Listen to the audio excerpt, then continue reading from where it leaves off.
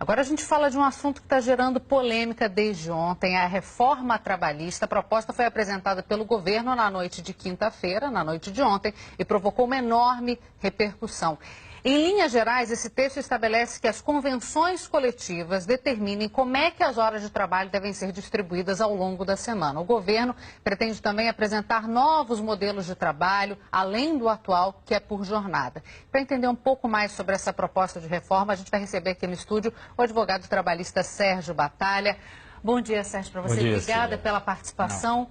Não, Quais seriam as principais mudanças que a gente vê? Porque o ministro deixou claro, a gente não mexe na jornada semanal, mas flexibiliza. Cília, eu acho que essa é a grande dúvida, né? Eu acho que o governo ele não está dizendo tudo o que pretende fazer. Eu acho que por uma questão política, certamente, porque as medidas são polêmicas, o governo não abre efetivamente detalhes da medida. O que se disse genericamente, eu achei sinceramente pouco, não foi informativo. Poderia haver a ultrapassagem até 12 horas num dia. Hoje em dia a CLT limita 2 horas com pagamento de horas extras.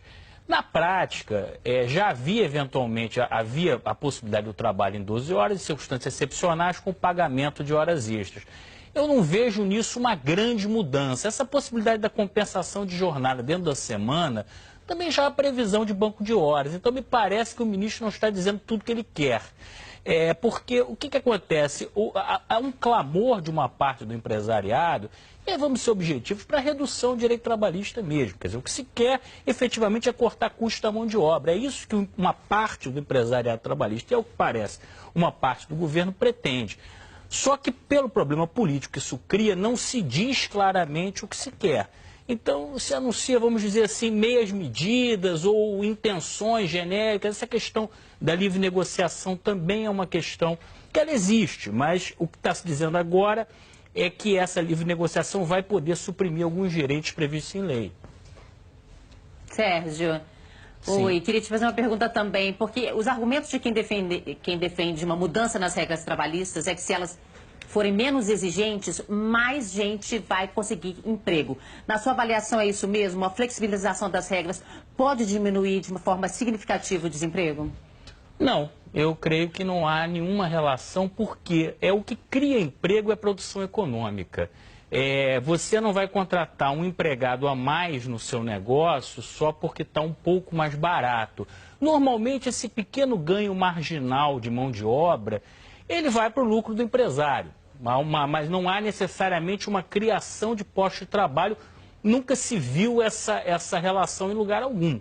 Me parece o interesse do empresariado é um aumento basicamente no lucro, né? Num momento difícil, o sujeito quer aumentar o lucro dele. O governo não quer ceder a carga tributária, então onde está se pensando em tirar? Basicamente se tira do trabalhador. Eu acho que a ideia se você jogar aberto, a ideia é essa. Eu acho que o problema é que não se está colocando claramente o que se pretende, uma flexibilização, uma livre negociação, mas não se diz objetivamente o que se quer. Sérgio, o ministro já deixou claro que ele tende a diminuir, isso tenderia a diminuir o número de ações na justiça.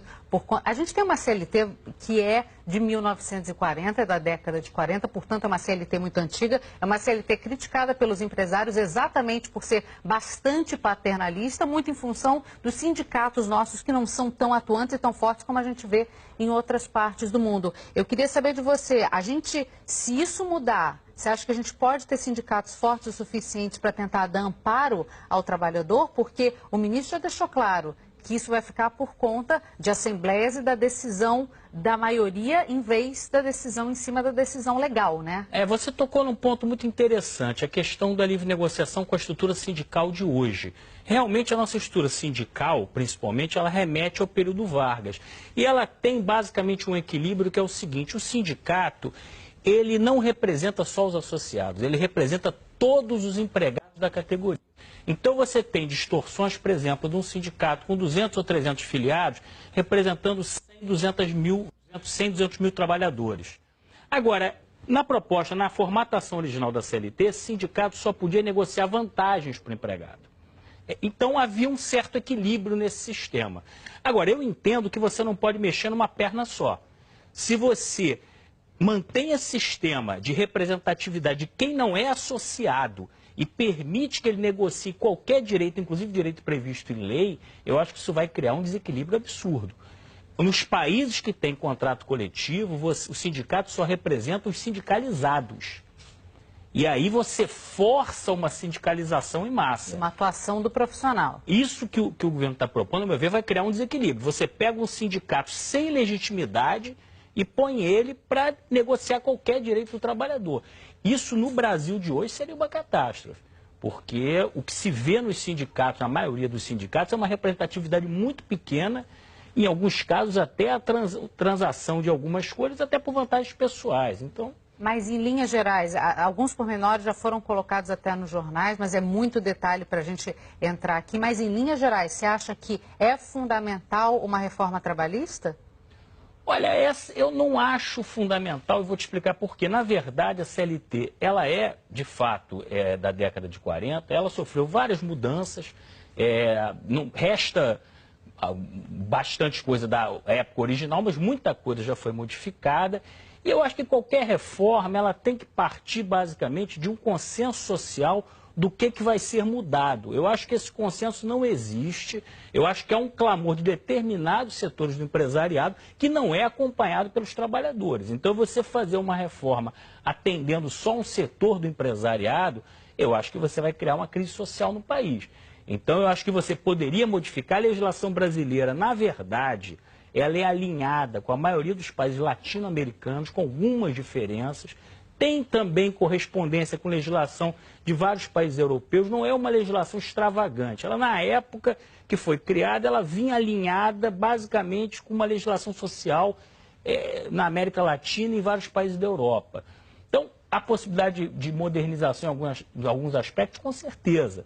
Agora, eu acho que ela tem que partir de um verdadeiro pacto social, não de uma imposição unilateral. Vamos ver como é que isso caminha. Sérgio, agradeço muito a sua participação aqui com a gente. Sérgio Batalha, especialista em Direito do Trabalhador, muito obrigada pela participação. Não, é sempre um prazer.